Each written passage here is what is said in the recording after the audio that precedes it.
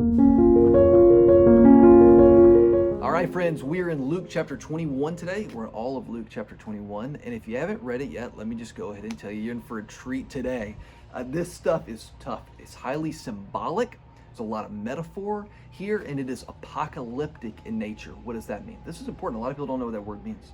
Apocalyptic is just another word, comes from the same kind of root as revelation. What's a revelation? Well, a revelation is an unveiling.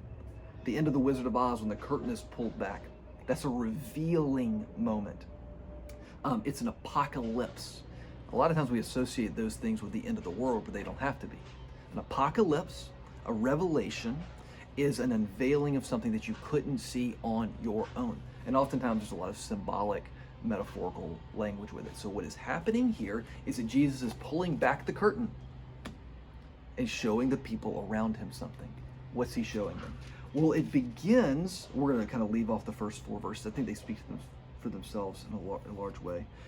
Jesus says something. They're in Jerusalem, and he says, as for these things that you see, here he's pointing to the buildings, and specifically likely to the temple, which is the most magnificent building that any of these men have ever seen.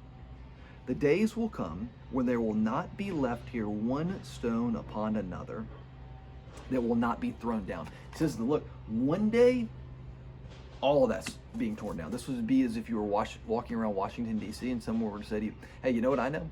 I know that one day there'll be no more Washington Monument. The Lincoln Memorial will be torn down. There'll be nothing left of the Capitol building. The White House will be as if it never existed. And you would probably have some questions. So the disciples have questions.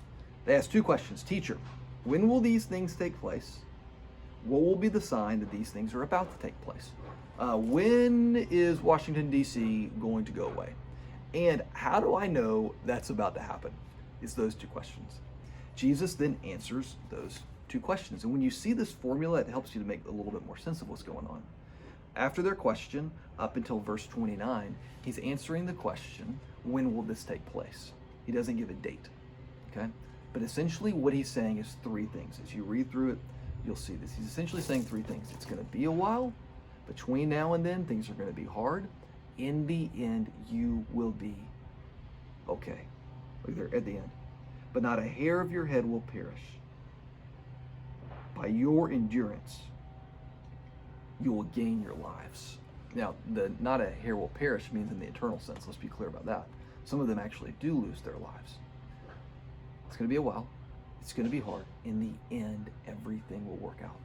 So, when is it going to take place? It's going to be a minute. And then there's some talk about how do we live in the midst of this? How do we live in this time when it's hard? Then you get in verse 20, and from 20 until 28, Jesus is answering that question of the signs. Highly symbolic here. But what Jesus is describing with really colorful language and symbols is what actually takes place. Less than 40 years later, guess what happens? The Jews revolt, many of them, against the Romans. The Romans do not like this, and the Romans destroy Jerusalem. They tear it down, including the temple. Those stones are actually thrown down. When you go to Jerusalem, and I hope that you'll go with us sometime, you can actually see, you can walk on, you can touch the actual stones that were thrown down. Jesus knew was coming, and in 70 AD, less than 40 years later, the unthinkable happened. It was unthinkable because who would actually tear down that kind of building? It was also unthinkable because they couldn't believe that God would allow it. So why would God allow it? Well, then you get into some really symbolic language about the Son of Man. And the idea of the Son of Man, this is the end of the section we were just talking about, is that somehow the temple being destroyed is connected with what is happening in Jesus. Somehow this imagery, the Son of Man is imagery from Daniel, is connected to what Jesus is doing. And what I think he's pointing towards is the fact that even with the temple gone, because of what Jesus is doing, that God is still at work, because you don't need the temple when you have Jesus, because Jesus' body is the temple. The temple is where God dwelled.